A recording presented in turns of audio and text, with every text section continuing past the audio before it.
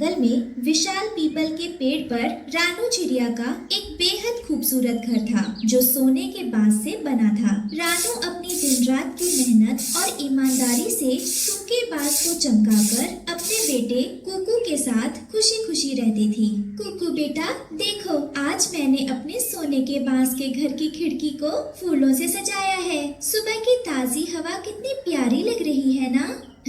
हाँ मम्मा, हमारा सोने के बांस का घर पूरे जंगल में सबसे अनोखा और सुंदर है। मेरे सारे दोस्त कहते हैं कि रानू आंटी बहुत मेहनती हैं।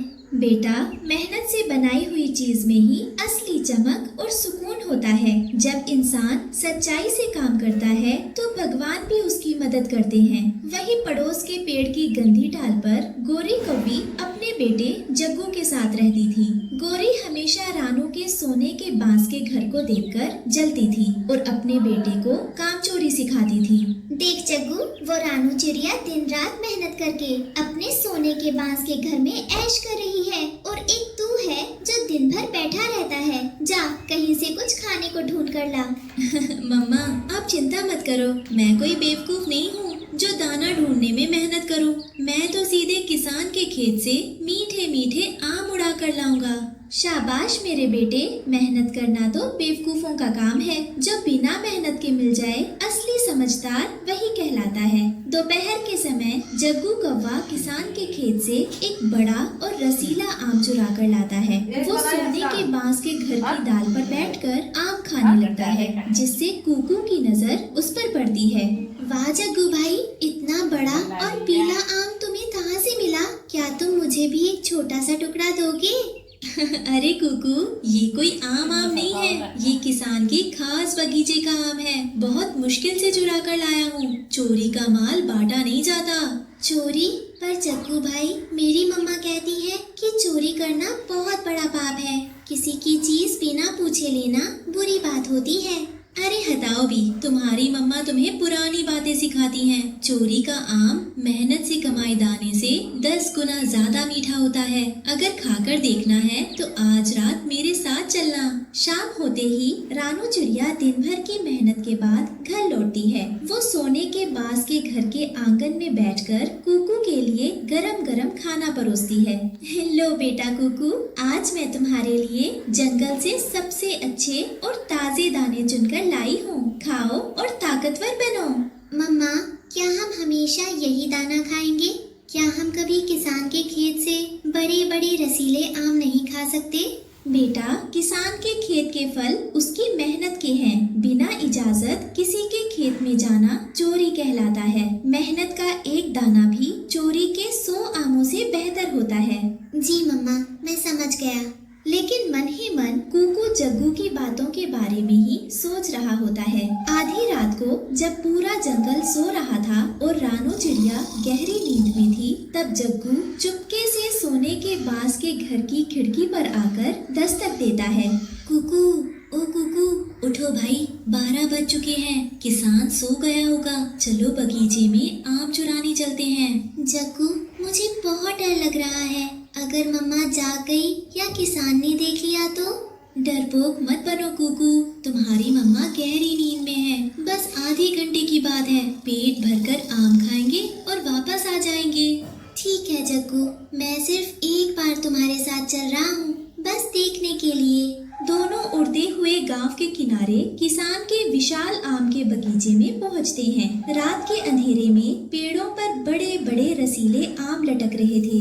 देखा कुकू, ये है आमों का खजाना। यहाँ कोई रोकने वाला नहीं है। जिस पेड़ पर मन करे बैठकर पेट भरकर खाओ। अरे वाह, ये आम तो सच में बहुत मीठा और रसीला है। जग्गू, तुमने सही कहा था, इसमें तो बहुत मजा आ रहा है। मैंने कहा था ना। अब एक काम करो, थोड़े आम अपनी टोकरी में भी रख लो, कल दिन में भी खाएंगे। नहीं नहीं जग्गू, अगर मैनिया के बांस के घर में आम ले गया तो मम्मा समझ जाएंगी कि मैं रात को बाहर गया था। मैं बस यही खाऊंगा। अगली सुबह जब रानू चिड़िया कुकू को जगाती है और खाने के लिए दाना देती है, तो रात भर भारी आम खाने की वजह से कुकू दाना खाने से साफ मना कर देता है। कुकू बेटा उठो, सुबह हो गई। मैंने तुम्हारे लिए दाना रखा है, नाश्ता कर लो। मम्मा, मुझे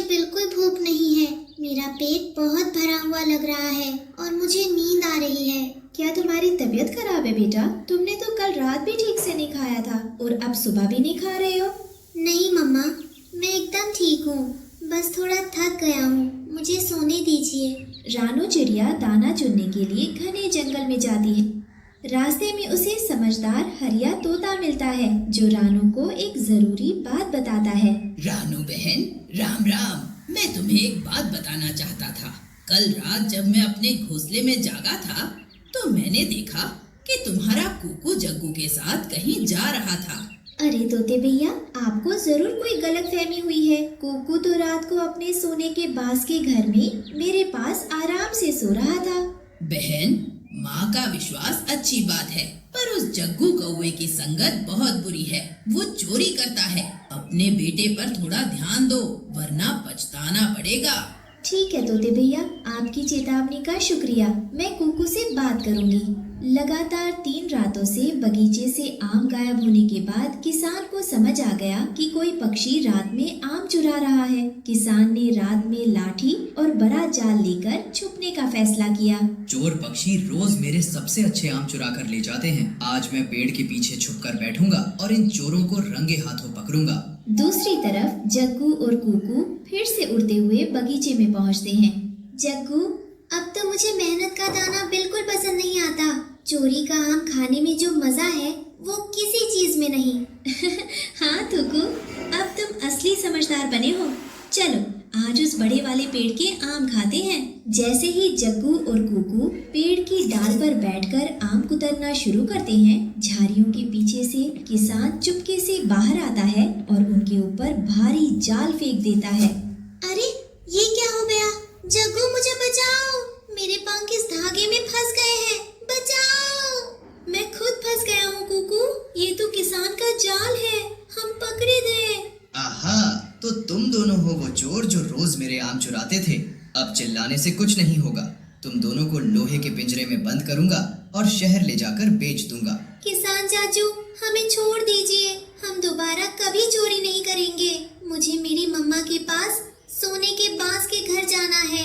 सुबह सूरज निकल आता है, लेकिन कुकू सोने के बांस के घर में कहीं नहीं था। रानू चिड़िया रो रो कर पूरे जंगल में अपने बेटे को ढूंढने लगती है। कुकू, ओ कुकू बेटा, तुम कहाँ चले गए? मम्मा तुम्हें ढूंढ रही है। हे भगवान, मेरे बच्चे की रक्षा करना। तभी उड़ती हुई गोरी कौवी घबराई हुई रानू के पास आती है। रानू, ओ रानू, अनर्थ हो गया। हमारा जग्गू और तुम्हारा कुकू दोनों किसान के खेत में आम चुराते हुए पकड़े गए हैं। क्या चोरी? मेरा कुकू चोरी नहीं कर सकता। गोरी, तुम ये क्या कह रही हो? ये सच है रानू, किसान ने दोनों को पिंजरे में बंद कर लिया है। अगर हम अभी नहीं गए तो वो उन्हें शहर में बेच देगा। रानू चिड़िया और गोरी कौवी तेजी से उड़कर किसान के घर पहुंचती हैं। वहां आंगन में एक बड़े लोहे के पिंजरे में कुकू और जग्गू रो रहे थे। मम्मा, मम्मा मुझे बचा लो, मुझे इस पिंजरे से बाहर निकालो, मुझे बहुत डर लग रहा है। किसान भाई, मेरे मासूम बच्चे को माफ कर दीजिए, ये तो बहुत छोटा है। इसके सिर से पिता का साया पहले ही उठ चुका है। मुझसे बहुत बड़ी भूल हो गई कि मैं इस पर नजर नहीं रख पाई। हाँ किसान साहब, बच्चों से गलती हो गई। आइंदा ये आपके खेत की तरफ देखेंगे भी नहीं। रानू चिड़िया, मैं तुम्हें जानता हूँ। तुम बहुत मेहनती और संस्कारी पक्षी हो। तुमने जंगल में सोने के बांस का घर अपनी मेहनत से बनाया है, लेकिन तुम्हारे बेटे ने चोरी की है। रानू चिड़िया के आंसुओं और उसकी ईमानदारी की साख को देखकर किसान का दिल पिघल जाता है। वो पिंजरे का ताला खोलने की चाबी निकालता है। रानू चिड़िया, सिर्फ तुम्हारी अच्छाई और ईमानदारी की वजह से मैं इन दोनों को छोड़ रहा हूँ, वरना मैं इन्हें कभी रिहा नहीं करता। आपका बहुत बहुत धन्यवाद किसान भाई। मैं आपसे वादा करती हूँ कि आज के बाद मेरा बेटा कभी किसी की चीज को बिना पूछे हाथ भी नहीं लगाएगा। किसान पिंजरे का दरवाजा खोल देता है। कुकू रोते हुए उड़कर रानू चिड़िया के गले से लिपट जाता है। मम्मा, मुझे माफ कर दो, मुझे माफ कर दो मम्मा। किसान के घर से निकलकर दोनों अपने सोने के बांस के घर लौटते हैं। घर पहुंचकर रानू चिड़िया का दिल टूट जाता है और वो रोने लगती है। कुकू, मुझे तुमसे ये उम्मीद बिल्कुल नहीं थी। मैंने दिन रात तिनका रात इनका जोड़कर मेहनत करके तुम्हारे लिए ये सोने के बांस का घर बनाया ताकि तुम गर्व से सिर उठाकर जी सको, लेकिन तुमने चोरी करके मेरा सिर शर्म से झुका दिया। मम्मा, मुझसे बहुत बड़ी गलती हो गई।